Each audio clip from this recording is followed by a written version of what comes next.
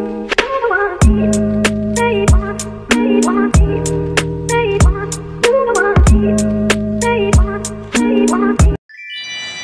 guys, magluluto tayo ng ulam guys. Ang ulam natin ngayon guys is ampalaya. Malaki ang palaya guys. O diba? Biyakin ko ng kamay guys ha. Mamajikin ko kayo. Wak!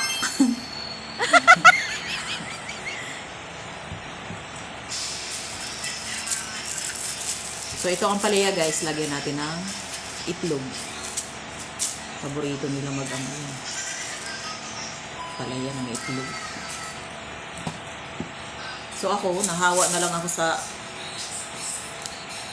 nakakain ng bitter. Bitter nga ba? Mapait.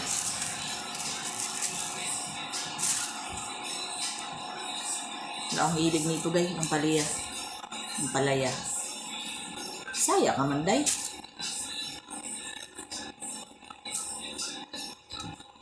Saya man tayo day.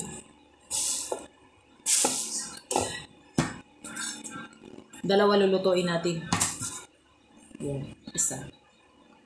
So, hiwain na natin to.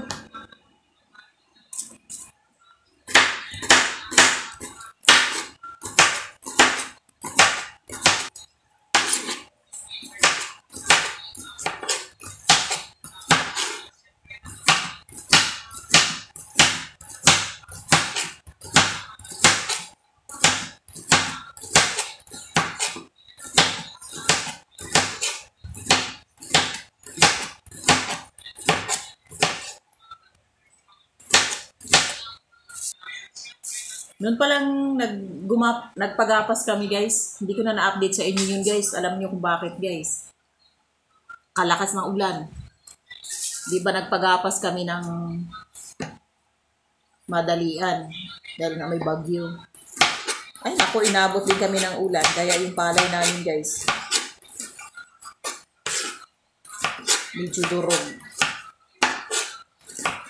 Binenta namin ng sariwa yung ibang palay guys kasi mahirap magbenta ngayon, hindi talaga mabibenta ng tamang presyo, malulugi ka, kaya binenta namin ng sariwa.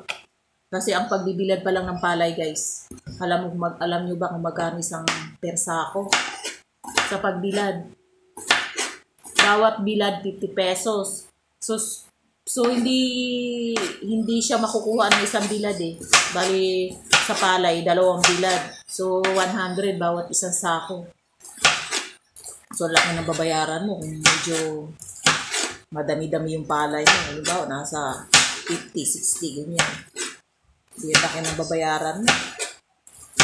Sa 100 per sako. Kaya ang ginawa namin guys, binenta namin yung iba na sariwa.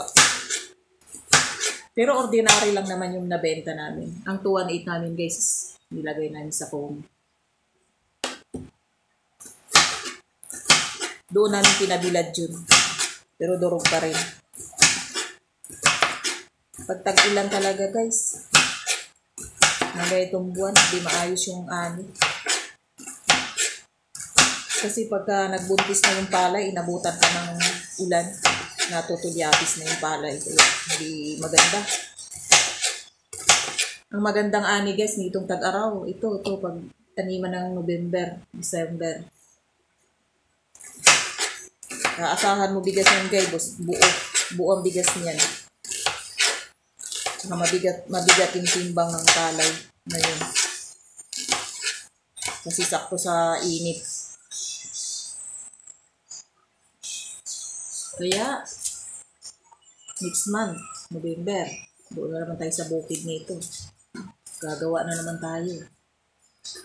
Hirap ng magsasaka. Tiis-tiis tayo kasi meron tayong pinapaaral. College, 2 na college natin sa susunod na taon. Meron tayong customs, meron tayong nursing. Kaya guys. Kasi 2 na yung college ko next year.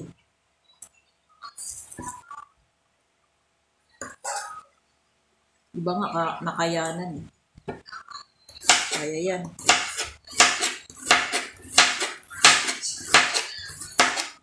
Ang magulang, siya yung gagawa ng paraan para sa mga anak. Mapag-aralan. Kaya dapat mga anak, mag-aral mabuti. Isipin yung hirap ng magulang.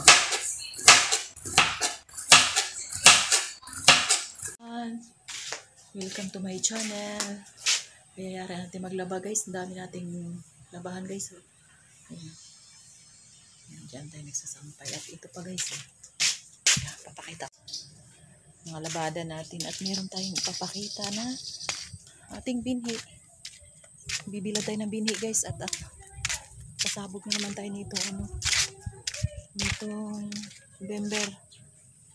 Ayan. Kahalo lang natin yan guys. Binhi natin yan guys. Yan ay 218. Dami nating sampay. Ayan guys. Meron pa akong kumot din.